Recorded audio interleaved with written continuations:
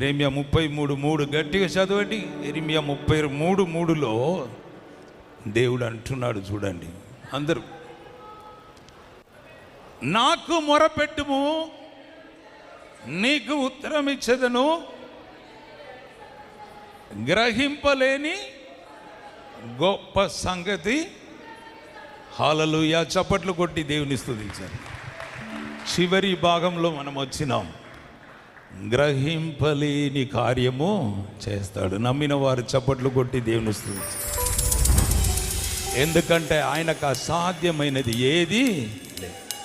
అరే నీకు సంతానమే రాదు నీ కుటుంబానికి చెప్పవచ్చు, కానీ గ్రహింపలేని కార్యం జరుగుతుంది. హల్లెలూయా. మిమ్మల్ని వెంటాడుతుంది. ఆయన మీ ముందుకు వెళ్ళి సమస్తము చేస్తాడు. హల్లెలూయా. అందుకే ఒక చాలా చక్కనైన పాట, ఈ పాట అయ్యగారు రాగానే